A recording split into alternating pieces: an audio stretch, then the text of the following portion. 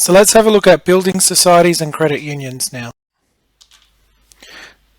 With building societies, they are authorised deposit-taking institutions, so they can accept deposits from customers like banks, and they mainly lend for property.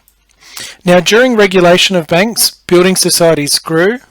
However, since deregulation, the share of assets has shrunk significantly, and in response to this, building societies have had to merge to rationalise their costs. Some of them have become banks. They've improved their technology to provide a better service and be more efficient in their costs. And they've diversified their activities and products that they offer to savers and borrowers. So building societies now provide a lot of the services that a commercial bank would provide. Where do they get their money from?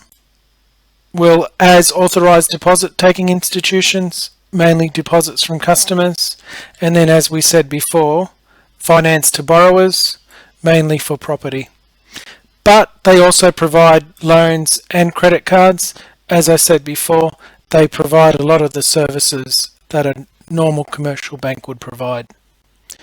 Because they are authorised deposit-taking institutions, APRA is their regulator, and they have the same prudential and reporting standards. Newcastle Permanent is an excellent example of a building society. Like commercial banks, they offer a whole host of financial services.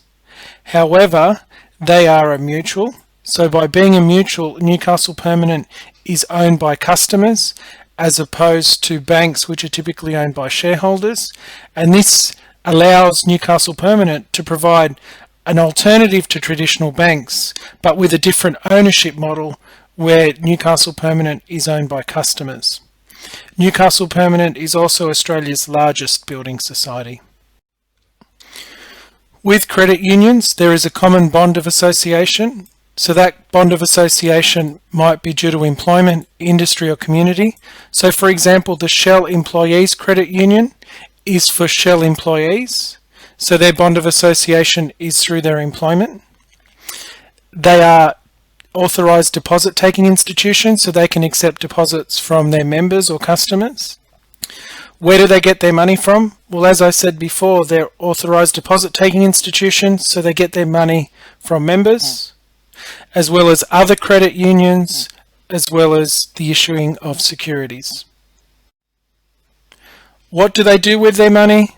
Similar to a bank, they provide finance to their members, so housing loans, personal loans and credit cards, as well as some commercial lending. And as an authorised deposit-taking institution, they're regulated by APRA with the same prudential and reporting standards. So in essence, what did we cover this topic? In this topic, we learned about non-bank financial institutions.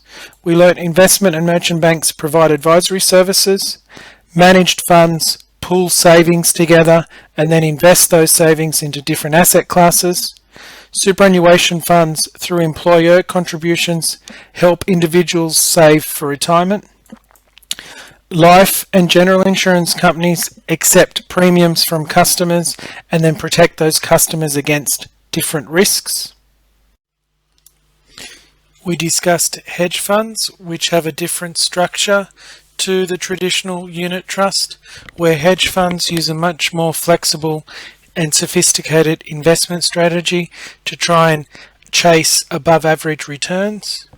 We talked about finance companies, where finance companies are not authorised deposit-taking institutions, so they issue securities into financial markets and then lend to individuals and business.